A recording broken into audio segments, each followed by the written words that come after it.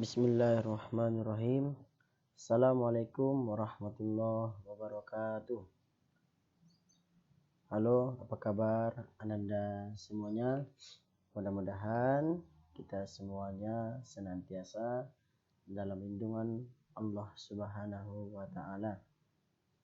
Baiklah, pada hari ini kita akan belajar BMR, Budaya Melayu Riau.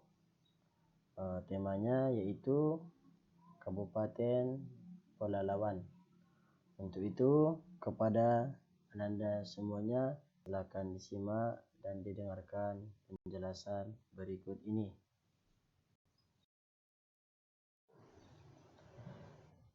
Tepatnya di aliran Sungai Kampar terdapat dua kabupaten, yaitu Kabupaten Pelalawan, yang kedua Kabupaten Kampar. Jadi, yang dua kabupaten ini termasuk dua kabupaten yang ada di sepanjang aliran Sungai Kampar. Kabupaten Pelalawan. Kabupaten Pelalawan yang resmi dibentuk pada tanggal 12 Oktober 1999 adalah daerah pemekaran dari Kabupaten Kampar. Jadi dahulu Kabupaten Pelalawan ini masuk ke dalam Kabupaten Kampar, kemudian dimekarkan menjadi Kabupaten Pelalawan. Nama Kabupaten Pelalawan diambil dari nama Kesultanan Pelalawan, yang pusat pemerintahannya berada di Desa Pelalawan sekarang. Ibu kota kabupaten ini adalah Pangkalan Kerinci. Jadi, ibu kota Kabupaten Pelalawan adalah Pangkalan Kerinci yang dibelah oleh jalur lintas timur Sumatera. Adapun tempat wisata yang terdapat di Kabupaten Pelalawan antara lain sebagai berikut. Yang pertama, tempat wisata yang ada di Kabupaten Pelalawan adalah yaitu Bono Sungai Kampar. Ini merupakan tempat wisata yang pertama yang ada di Kabupaten Pelalawan. Bono Sungai Kampar, tempat yang paling pas untuk melihat Bono Sungai Kampar adalah di Desa Teluk Meranti. Jadi kalau ingin melihat Bono Sungai Kampar harus pergi ke Desa Teluk Meranti. Bono terjadi karena pertemuan arus pasang air laut dengan arus surut air sungai, sehingga terjadi gelombang dengan kecepatan tinggi dan bergemuruh diikuti angin kencang. Itulah penyebab Bono Sungai Kampar. Yang kedua adalah Desa Pelalawan. Desa ini dahulunya adalah pusat Kesultanan Pelalawan. Di sini wisatawan langsung dapat melihat istana, masjid, makam raja, benteng, dan peninggalan Kesultanan Pelalawan lainnya berupa pedang, keris, dan meriam.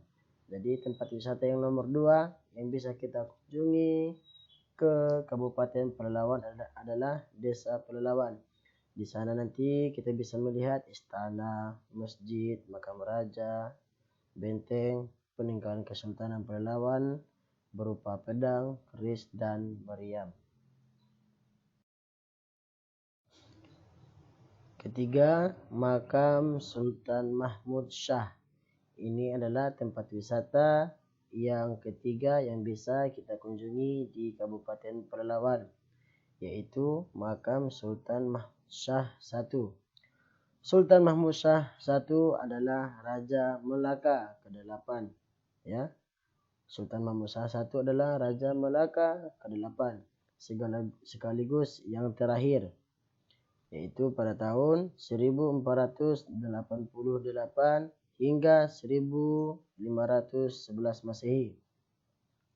Sejak pertempuran melawan Portugis pada tahun 1506 sampai 1526 Masehi, Sultan menuai kekalahan besar.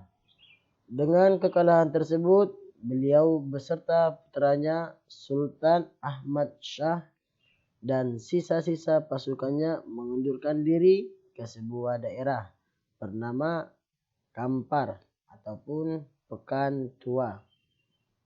Setelah wafat, beliau diberi gelar marhum Kampar. Ya, setelah wafat, beliau diberi gelar marhum Kampar. Makam Sultan Mahmud Shah I sampai sekarang masih terawat dengan baik dan menjadi tempat yang menarik untuk dikunjungi para peziarah. Nah, inilah salah satu ataupun tempat objek wisata yang bisa kita kunjungi di Kabupaten Pelalawan, ya. Yang keempat adalah Taman Nasional Teso Nilo, diresmikan pada tanggal 19 Juli tahun 2004. Merupakan hutan dataran rendah terluas di Sumatera. Pengunjung dapat berkeliling hutan ini dengan mengendarai gajah. Selain itu, pengunjung juga boleh mengikuti gajah jinak yang menggiring gajah liar. Tidak perlu khawatir dengan keamanan karena polisi hutan akan selalu mendampingi kita. Jadi ini adalah tempat wisata yang keempat yang bisa kita kunjungi di Kabupaten Pelalawan. Yang kelima adalah Pusat Kebudayaan Petalangan. Ini adalah tempat wisata yang terakhir yang kita bahas pada pertemuan kali ini. Pusat Kebudayaan Petalangan terletak di Desa Teluk Betung. Di lamannya terdapat bangunan Pusat Budaya Petalangan. Desa ini berjarak 56 km dari Pangkalan Kerinci. Lokasi ini dapat dicapai menggunakan kenderaan darat dengan menempuh jalan tanah dan bebatuan.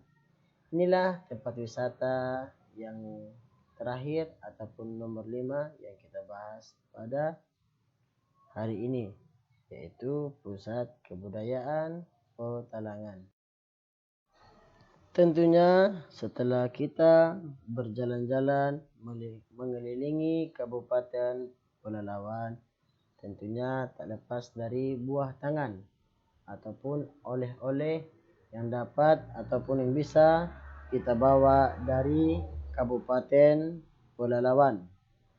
Oleh-oleh yang dapat kita bawa dari Kabupaten Pelalawan antara lain yaitu aneka peralatan masyarakat zaman dahulu seperti beliung, beliung, bakul dan sumpit. Inilah oleh-oleh yang bisa kita bawa dari Kabupaten Pelalawan. Selain itu juga tersedia aneka kerajinan tangan seperti makanan dan kain tenun dapat diperoleh di pusat kota Pangkalan Kerinci. Inilah oleh-oleh ataupun buah tangan yang bisa ataupun yang dapat kita bawa dari Kabupaten Pelalawan. Tugas dan latihan. Untuk itu, untuk mengasah pemahaman, pengetahuan kita setelah mendengaran penjelasan tadi, silakan dikerjakan tugas berikut, yaitu buatlah pantun mengenai ataupun berdasarkan cerita Kabupaten Pelalawan. Jadi tugasnya cukup membuat pantun yang berkaitan dengan Kabupaten Pelalawan. Selamat mengerjakan. Terima kasih. Sampai bertemu di pertemuan selanjutnya. Assalamualaikum warahmatullahi wabarakatuh.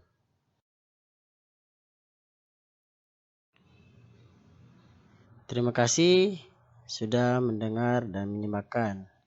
Yang terakhir, jangan lupa like dan subscribe. Terima kasih. Assalamualaikum warahmatullahi wabarakatuh.